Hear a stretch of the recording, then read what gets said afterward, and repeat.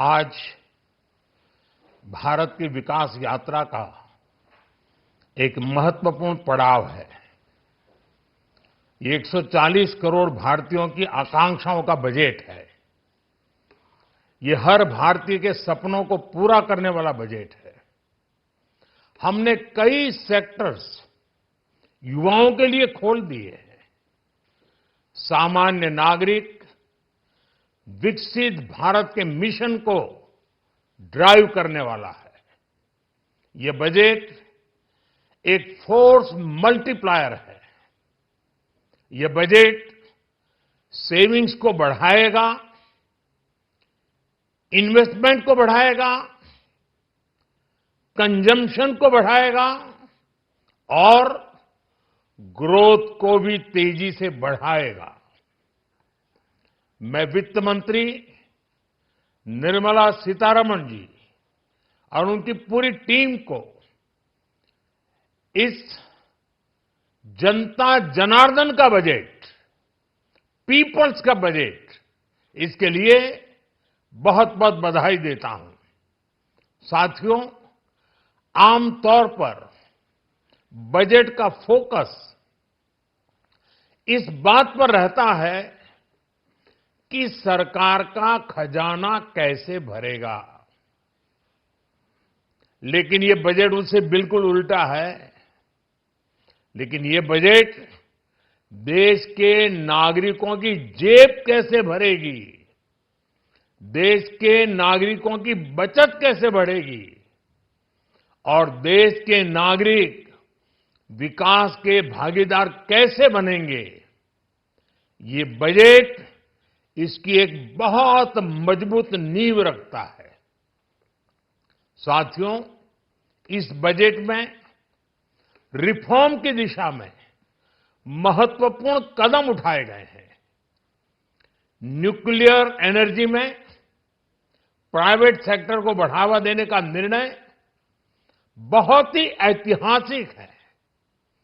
ये आने वाले समय में सिविल न्यूक्लियर एनर्जी का बड़ा योगदान देश के विकास में सुनिश्चित करेगा।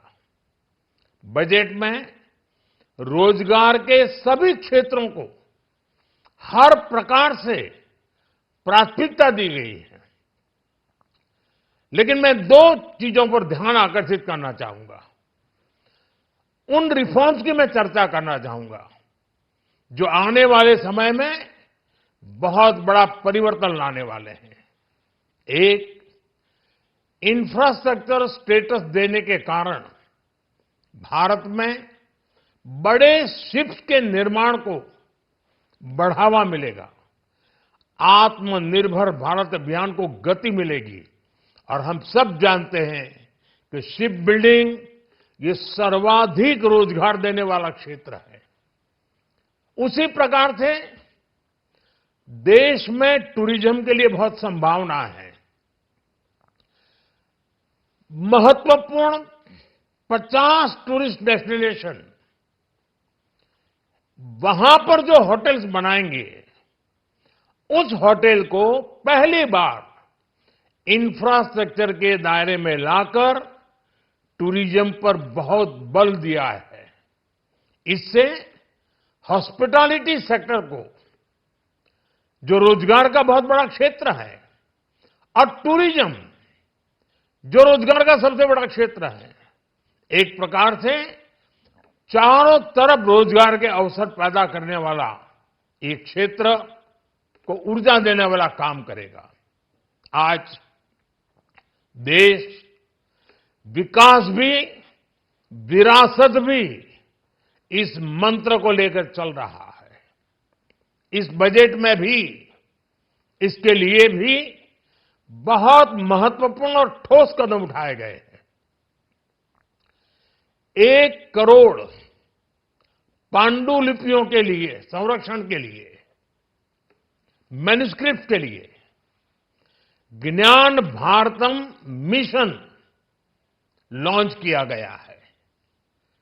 साथ ही भारतीय ज्ञान परंपरा से प्रेरित एक नेशनल डिजिटल रिपोजिटरी बनाई जाएगी, यानी टेक्नोलॉजी का भरपूर उपयोग किया जाएगा और हमारा जो परंपरागत ज्ञान है उसमें से अमृत निचोड़ने का भी काम होगा।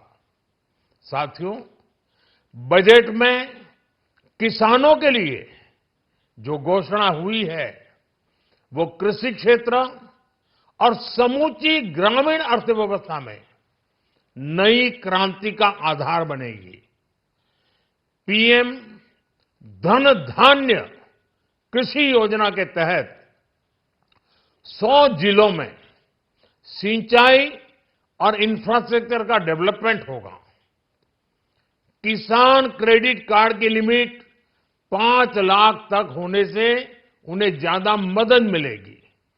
साथियों, अब इस बजट में 12 लाख रुपए तक की आय को टैक्स से मुक्त कर दिया गया है।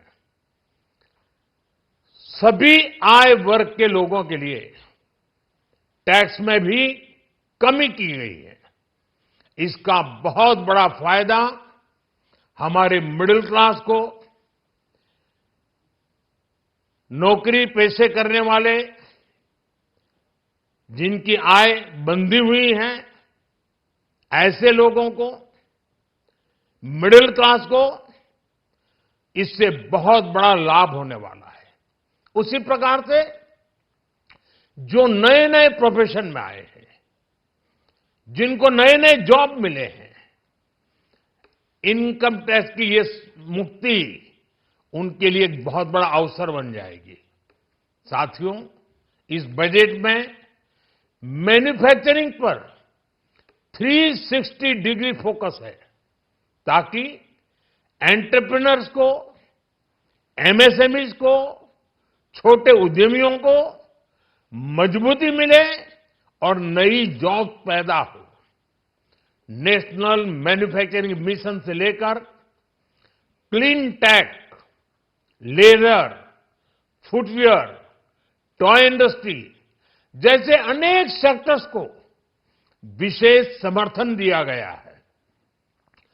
लक्ष्य साफ है कि भारतीय प्रोडक्ट्स ग्लोबल मार्केट में अपनी चमक बिखेर सके। साथियों, राज्यों में इन्वेस्टमेंट का एक वाइब्रेंट कॉम्पिटिटिव माहौल बने, इस पर बजट में विशेष जोर दिया गया है। एमएसएमईज और स्टार्टअप के लिए क्रेडिट गारंटी को दोगुना करने की घोषणा भी हुई है। देश के एससी, एसटी और महिला जो नए उद्यमी बनना चाहते हैं उनको 2 करोड़ रुपए तक के लोन की योजना भी लाई गई है और वो भी बिना गारंटी। इस बजट में न्यू एज इकोनॉमी को ध्यान में रखते हुए गीग वर्कर्स के लिए बहुत बड़ी घोषणा की गई है। पहली बार गीग वर्कर्स का ई श्रम पोर्टल पर रजिस्ट्रेशन किया जाएगा। इसके बाद इन साथियों को स्वास्थ्य सेवा और दूसरी सोशल सिक्योरिटी स्कीम्स का लाभ मिलेगा। ये डिग्निटी ऑफ लेबर, इसके प्रति श्रम एव जयते के प्रति सरकार के कमिटमेंट को दर्शाता है।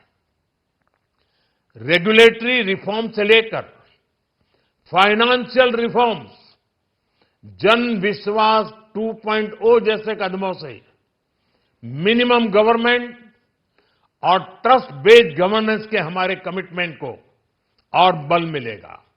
साथियों, ये बजट न केवल देश की वर्तमान आवश्यकताओं को ध्यान में रखता है बल्कि हमें भविष्य की तैयारी करने में भी मदद करता है। स्टार्टअप के लिए deep tech fund, geospatial mission और न्यूक्लियर एनर्जी मिशन ऐसे ही महत्वपूर्ण कदम है। मैं सभी देशवासियों को एक बार फिर इस ऐतिहासिक पीपल्स बजट की बधाई देता हूं और फिर एक बार वित्त मंत्री जी को भी बहुत बहुत बधाई देता हूं। बहुत बहुत धन्यवाद।